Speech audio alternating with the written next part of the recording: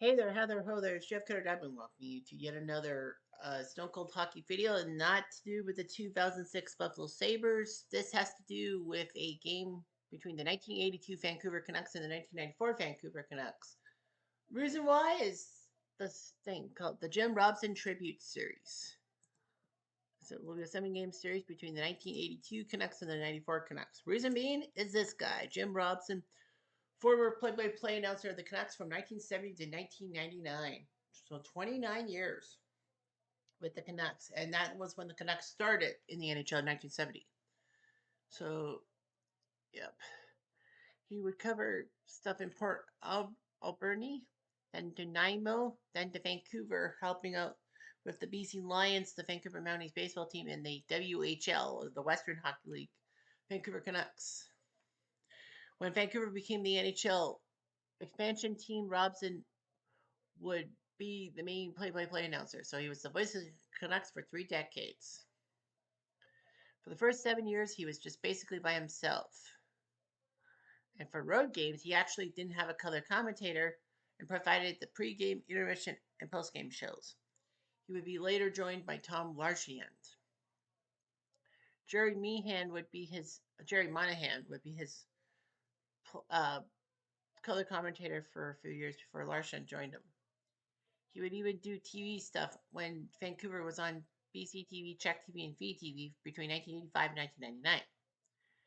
He would actually do the radio and TV play-by-play on simulcasts. All that for a while.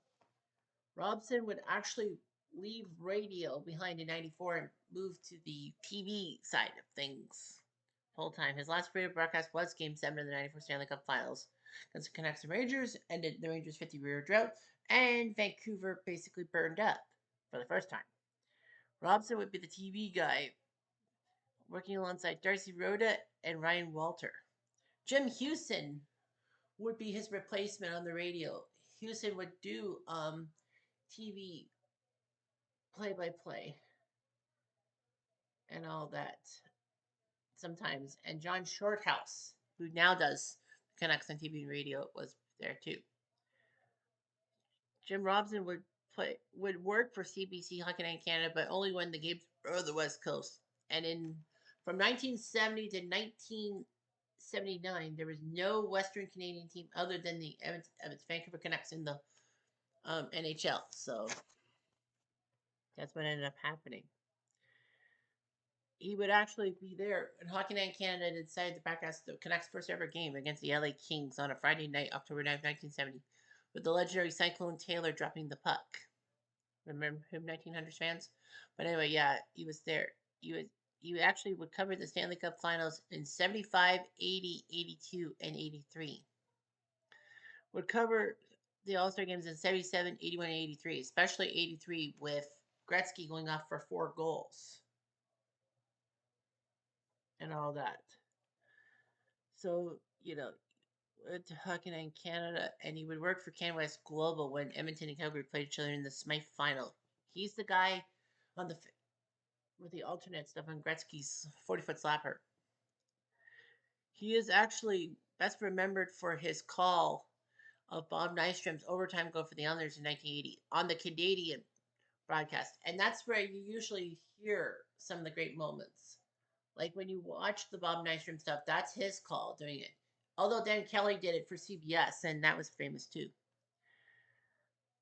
Robson would take time saying a special hello to all the hospital patients and shut-ins, those of you who can't make it out to the game, during each of his broadcasts, both on radio and TV. On Hockey Night in Canada, he would make a statement prior to the opening face-off team uniform colors. For example, tonight's Vancouver versus Calgary. The Flames in their home whites trimmed in red and gold, and the Canucks in their road black jerseys trimmed in yellow and orange. He was known for being a guest speaker for all that. Was given the Foster Hewitt Award in 92 by the Hockey Hall of Fame, which is an automatic passage to the Hockey Hall of Fame. Yeah, you're being inducted in there. Rogers Arena's broadcast booth is named after him. Yeah. So anyway, the play for the Islanders against the Flyers. The pass ran on the stick to Tennelly. Coming in with Nystrom. Tennelly to Nystrom. He scores! Bob Nystrom scores the goal. The Oilers win the Stanley Cup. And then helping the Canucks win the 84th final spot. Babbage, long shot. Puzzle has trouble with it. Adams shoots, scores. Greg Adams. Greg Adams. Adams gets the winner. 14 seconds into the second overtime. The Vancouver Canucks are going to the Stanley Cup final. Of course, being a Leaf fan myself, I was perturbed. All right, so we have the 82 Canucks and the 94 Canucks facing each other. Two Canucks teams of different varying degrees and two Stanley Cup losers, if I may say so. We will simulate until one team gets to three and then just play it out from there. First game sees the 82 squad win 3-2 as Rick Hines beats Kirk McLean. The 82 Canucks with goals by Stan Smeal, great, one of the greatest Canucks of all time. Tiger Williams, yes, that Tiger Williams, and Lars Moline. Cliff Ronning and Pavel Bure scoring for the 94 edition. Game 2 sees the 94 team tied up 4-2 as Kay Whitmore, remember that name, beat King Richard Brodeur. The 82 squad, their two goals were by Ivan Boldriev and Thomas Gradin. Bure with a pair to start the 94, and then Jelena, remember that name, and Murray Craven.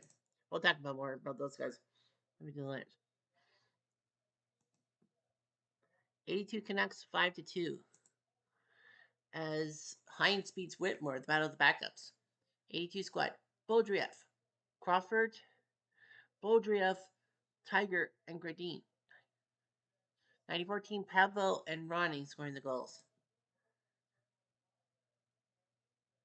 Game 4 sees the 94 team win in overtime. McLean beats Glenn Hanlon. Brodeur played 25, but then Hanlon. So yeah, the 82 squad, the goals in regulation, Gradin, Smeal. Tim Hunter with a pair of goals and Pavel Bure. But Bure scored in overtime at 18:34 from Jelena. Game 5 sees the 94 squad win 6-4. McLean beat Brodeur. And the 82 squad, Smeal, Blair McDonald, Halinka, and Tiger. 94 Canucks, Bure, Adams, Lume, Bure, Craven. So Bure with the hat trick. So 3-2. Will the 94 squad win? Kirk McLean will thinks King Richard Brodeur. Well, McLean and Whitmore are the only two goalies. Kirk McLean, the last true stand-up goalie, as in he rarely flopped on the ice for a shot. And Kay Whitmore, the guy who basically the Canucks actually wanted to keep in the expansion draft and expose John Van Beesbroek. And Van Beesbroek went to Florida and helped them out. So they picked up Van Beesbroek from the Rangers for Doug Lister. And they actually thought Kay Whitmore would be the goalie of the future. Yeah, right. 82 Canucks 3 goalies, Richard Brodeur, Glenn Hanlon, and Rick Hines. King Richard Brodeur, undersized, but he helped the Canucks in 82 as Vancouver came all the way to win the Western playoffs. I was in shock because Vancouver is 3 games below 500. We were expected to get blasted by the Flames. Nope. Blasted by, well, then they took out the LA Kings. They took out the Blackhawks with Tony O, and then the Islanders beat them before. Here are your lineups. 82 Canucks, Thomas Grandin, Stan Smeal, number 12 in your programs.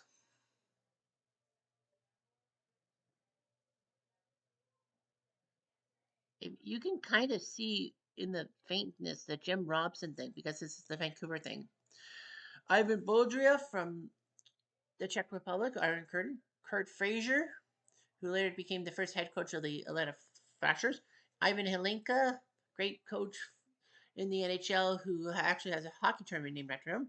Darcy Rhoda, Blair McDonald, who was good for Edmonton back a couple years prior. Tiger Williams, Leaf fan. Lars Moline, Gary Lupo, Ron DeLorme, Ketcheter. If you don't believe me, look it up. Kevin McCarthy, Per Brazar, Lars Lindgren, Tony Curry, Doug Hallward, who was the subject of weirdness for Boston with Don Cherry because Sinden wanted Hallward to stay in the league and not Mike Milbury, but that's a joke. Mark Crawford, yes, that Mark Crawford. Harold Schnaps, Rick Lance, Neil Balland, Jerry Butler, Anders Elderbrink, Jim Nill, Mo LeMay, and Colin Campbell. Yes, that Colin Campbell.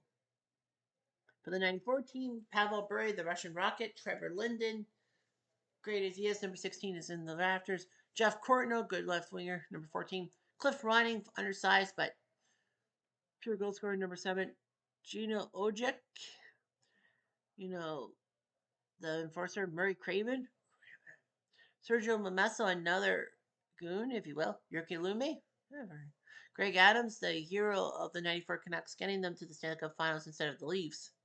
Marty Shelina, in his infancy, of course, 10 years later, he would be most remembered for his job at Calgary, getting three series winning goals against the Canucks in Game 7 in overtime, then the Red Wings in Game 6 in overtime, and then against the Sharks in the Western Final. He would have had 4 if the NHL decided to go with the ABC's thing instead of CBC. It's weird how the American angles were better than the Canadian angles in that regard. Jimmy Carson, once called a malcontent, leaving LA for Edmonton in the Gretzky trade. He hated Northern Alberta and then found his way in Detroit. Jose Charbonneau, Dana Merzen, Yuri Slager, Dane Jackson, Dave Babbage, long time guy, John McIntyre, Tim Hunter, another goon, Dan Kessa, Robert Dirk, Gerald Diddick, Adrian Plasek, Jeff Brown, and Evgeny Nemesnikov. Here we go. 5 minutes into the game. The 82 team. Oh, Smeal had a chance and he failed. 3 minutes later. Ouch.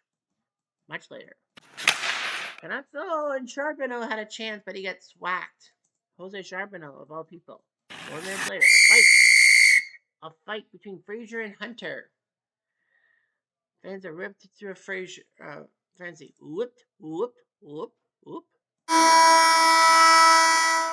And nothing after 20 minutes of play. 5 minutes later.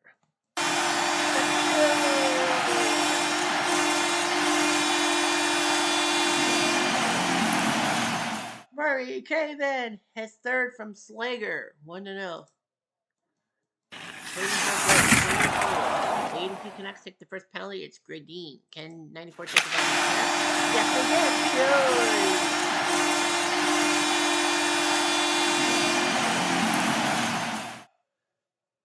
Power play goal. Mr. Overtime. Shelna his second from Craven and Mamesso. Murray Craven's got 2 points.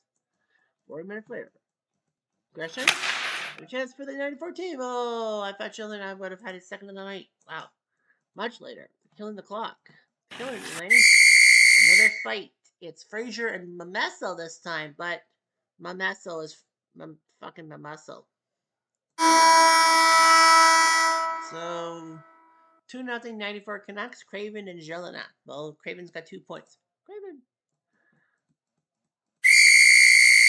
Gradine gets whacked by Jackson, so he'll be in the box. Power play. No. Shot. Boldriav. That's Dane Jackson. Other is Don Jackson.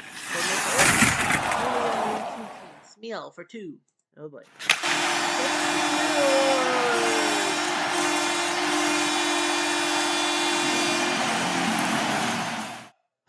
Power play goal. Cliff Ronning. His third for Nemesnikov and Carson. 3-0.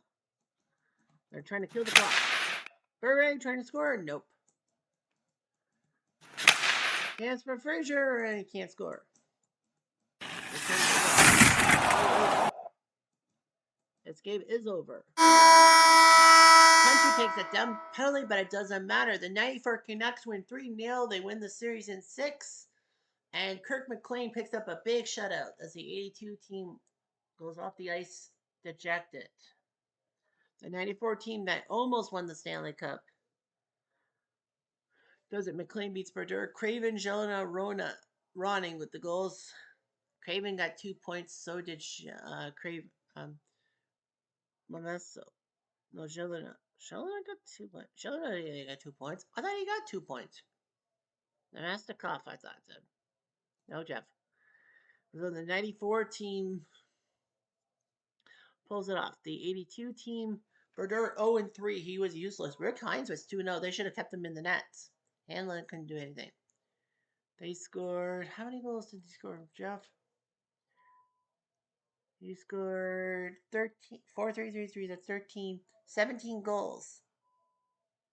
They gave up 21. Yeah, that was weird. Anyway, Stan Spiel scored 4 goals. Gradine scored 3. Boldrev scored 3. Tiger scored 3 goals. Helinka, McDonald, Moline, and Crawford. Helinka had 6 points, 1 goal, 5 assists. Stan Spiel, 4 goals, no assists. Nice to help your team. In 94, McLean 3-1, Whitmore 1-1. Burry with 12 points, crushing everyone. Ronning with 7, Craven with 5.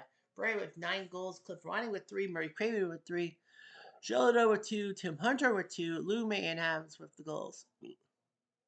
So Burry scored as many goals as Ronning, Craven, Gelana, and Adams combined. You know, when you have Pavel Bure on the ice, like you do, poof, that's a difference. And Bure was basically Vancouver's massive weapon. Linden would be the playmaker, but Bure would be the goal scorer.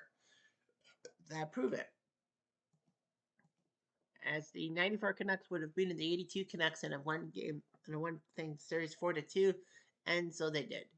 And anyway, rest in peace, Jim Robson. I'm Jeff Diamond. Adieu.